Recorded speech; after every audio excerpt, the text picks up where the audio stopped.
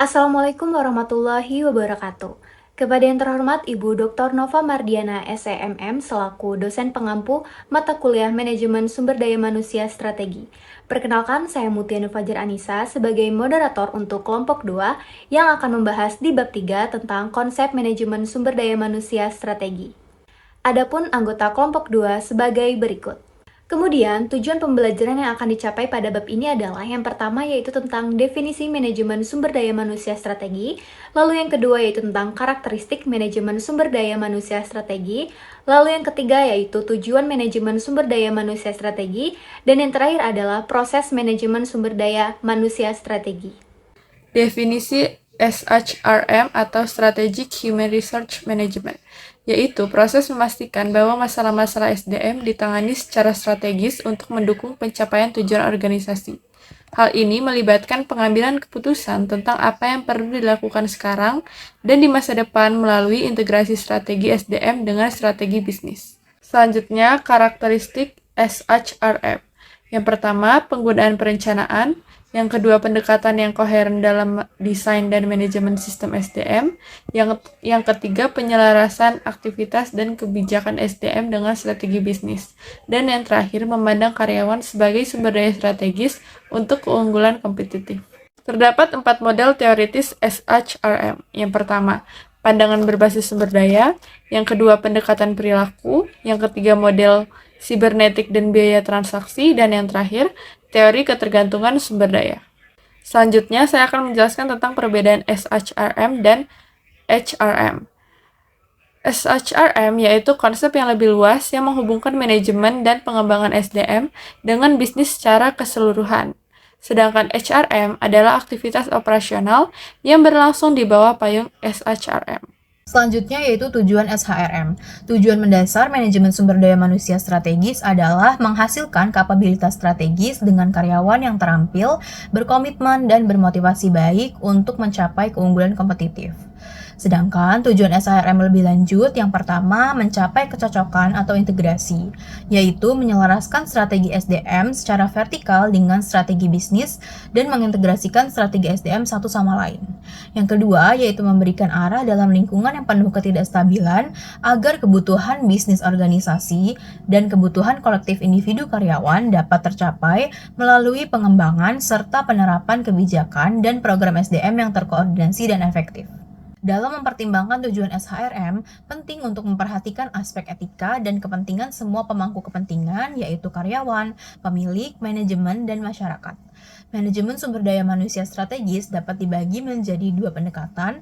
Yang pertama yaitu pendekatan keras yang fokus pada hasil bisnis melalui investasi pada SDM, dan yang kedua yaitu pendekatan lunak yang lebih menekankan pada hubungan manusia, pengembangan, komunikasi, dan kesejahteraan karyawan.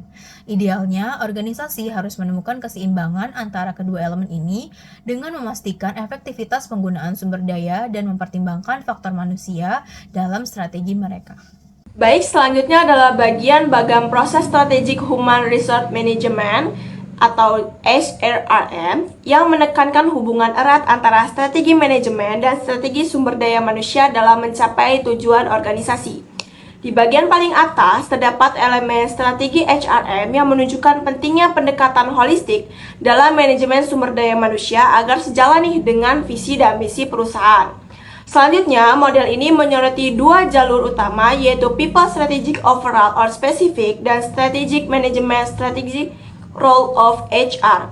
Jalur pertama, People Strategic, menekankan bahwa strategi sumber daya manusia dapat dirumuskan pada tingkat yang berbeda, baik secara umum yang berlaku untuk seluruh organisasi maupun spesifik yang disesuaikan dengan kebutuhan unit atau departemen tertentu. Jalur kedua, strategic management, menggarisbawahi peran penting bagi sumber daya manusia tidak hanya berfungsi sebagai pendukung yang menyediakan layanan administratif, tetapi juga sebagai mitra strategis yang terlibat aktif dalam perumusan dan implementasi strategi bisnis. Selanjutnya, terdapat 2 jenis lain yang terhubung kepada strategi pilihan, yaitu strategi choice dan strategi analisis. Strategi choice berfungsi untuk membuat keputusan strategik yang akan menentukan arah dan kebijakan sumber daya manusia, sementara strategi analisis mengacu pada analisis yang dilakukan untuk mengevaluasi dan memilih strategi yang paling efektif berdasarkan kondisi internal dan eksternal organisasi. Nah, jadi proses SRM ini menggambarkan hubungan antara manajemen sumber daya manusia dan strategi organisasi secara keseluruhan.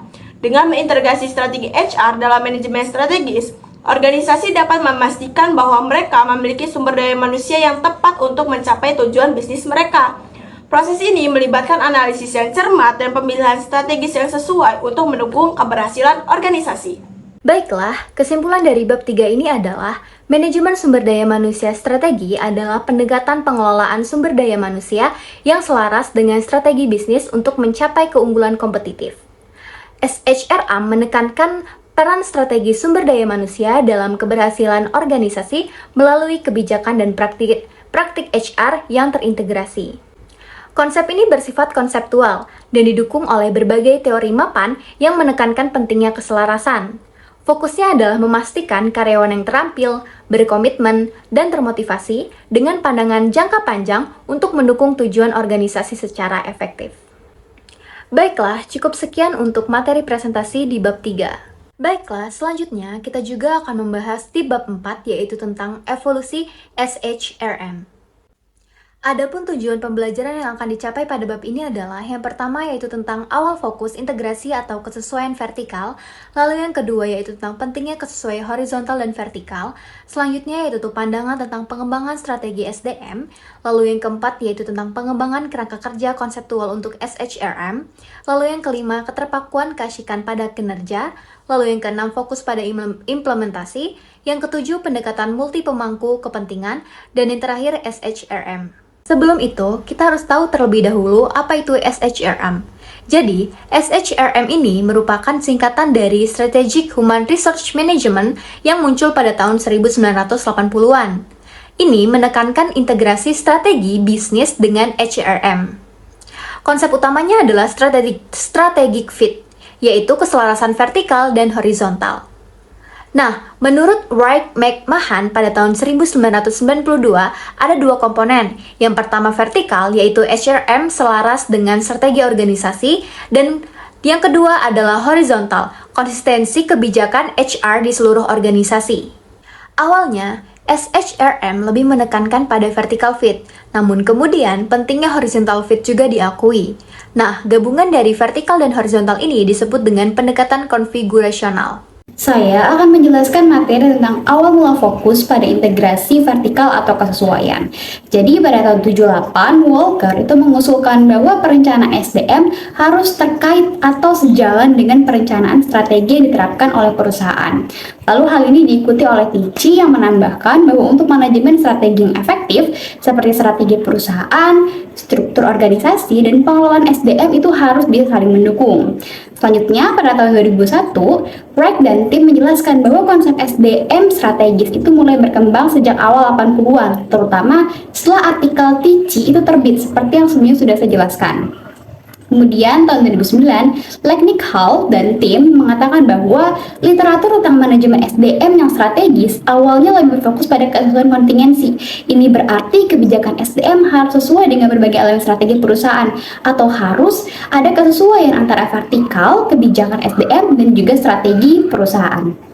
Selanjutnya, saya akan menjelaskan tentang pentingnya kecocokan horizontal dan vertikal.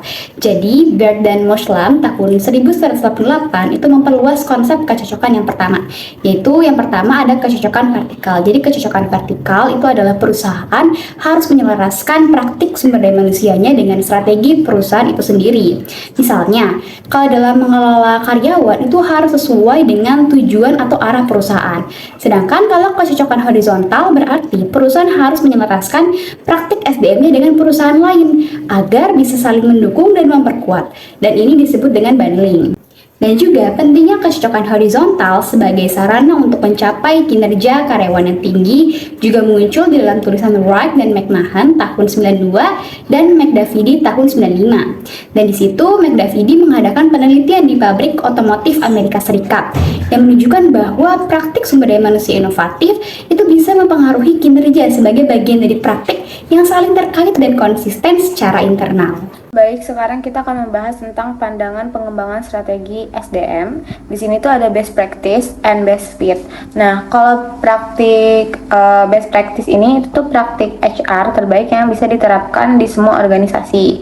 Sedangkan untuk best fit itu HR menyesuaikan strategi organisasi. Nah, untuk best practice keunggulannya itu ada beberapa, diantaranya yang pertama itu tuh cocok untuk semua organisasi dan juga fokus pada praktik yang terbaik. Sedangkan untuk kelemahannya itu tidak mempertimbangkan konteks. Untuk best fit sendiri, perbedaannya dengan best practice adalah yaitu yang pertama dia itu menyesuaikan strategi organisasi, lalu dia juga lebih fleksibel dan realistis. Namun kekurangannya ini tuh lebih kompleks. Jadi selanjutnya itu ada keterpakuan. Nah, sejak tahun 1990-an perkembangan SHRM ini tuh difokuskan pada penelitian yang membuktikan bahwa SHRM yang efektif dapat meningkatkan kinerja. Nah, Frederick Hell et al. 2009 itu tuh mencatat bahwa penelitian terbaru dalam SHRM masih berfokus pada gagasan yang telah ada sebelumnya dengan sedikit inovasi baru. Meskipun begitu, semakin banyak bukti yang menunjukkan hubungan antar sistem HRM dan kinerja organisasi. Hubungan ini lebih bersifat timbal balik daripada sekedar hubungan sebab akibat. Selanjutnya, saya akan menjelaskan mengenai pengembangan kerangka konseptual. Yang pertama, yaitu dikemukakan oleh Penrose pada tahun 1959, Result Based View atau RBV yang melihat perusahaan sebagai kumpulan sumber daya yang produktif, dan ditambahkan oleh Werner Feld pada tahun 1984 bahwa strategi organisasi harus menyeimbangkan eksploitasi sumber daya yang ada dan pengembangan sumber daya yang baru. Selanjutnya dikemukakan lebih lanjut pada tahun 1991-1995 oleh Barney yang menyatakan bahwa keunggulan kompetitif muncul ketika perusahaan memiliki sumber daya yang berharga, langka, sulit ditiru, dan tidak tergantikan. Selanjutnya, menurut versi Grant pada 1991, strategi berbasis sumber daya menekankan bahwa sumber daya kemampuan perusahaan adalah faktor utama dalam menciptakan keunggulan kompetitif yang berkelanjutan. Selanjutnya, pada teori Box and Parcel pada tahun 2016, SHRM berbasis sumber daya bertujuan mengembangkan kapabilitas strategi dengan memastikan kesesuaian antara sumber daya dan peluang serta meningkatkan nilai melalui manajemen yang efektif. Selanjutnya, pengembangan dan retensi modal manusia untuk mencapai keunggulan kompetitif yang berkelanjutan, atau yang dikemukakan oleh Wright et al. Perspektif perilaku dalam SHRM pada tahun 1980-an menyoroti bahwa strategi organisasi membutuhkan perilaku spesifik dari karyawan. Dan pada teori Schuller and Jackson pada 1987 menegaskan bahwa praktik SDM harus dirancang untuk mendorong perilaku yang mendukung strategi organisasi. Pada teori Lepak and Shaw pada 2008 menambahkan bahwa sistem SDM mempengaruhi kinerja dengan membentuk perilaku karyawan. Pada teori Cabrera dan Boneci pada 1999 menekankan pentingnya keselarasan antara budaya organisasi dan strategi, sehingga dengan ini bisa menciptakan budaya strategi melalui praktik SDM yang sesuai. Selanjutnya pada teori yang ke-8 yaitu Dyer and Erickson pada tahun 2005 memperluas perspektif ini dengan menyoroti perlunya kelincahan dan fleksibilitas tenaga kerja terutama dalam menghadapi perubahan teknologi. Dari teori-teori di atas, mereka menekankan bahwa organisasi yang tangkas harus memiliki sistem HRM yang memungkinkan pergerakan talenta tanpa mengganggu stabilitas internal. Selanjutnya materi yang akan dibahas yaitu fokus pada implementasi dalam Society for Human Resource Management. Fokus SHRM sejak 2000-an beralih dari perencanaan kebijakan SDM ke implementasi yang efektif. Kebijakan yang baik di atas kertas tidak selalu efektif jika tidak diterapkan dengan benar.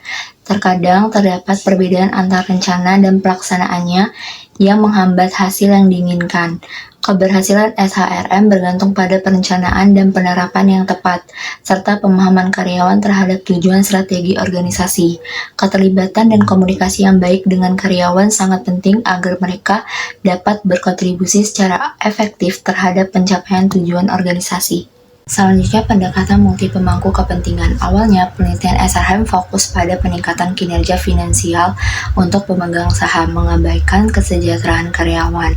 Pendekatan ini tentunya dikritik karena mengabaikan dampak pada karyawan dan pemangku kepentingan lainnya.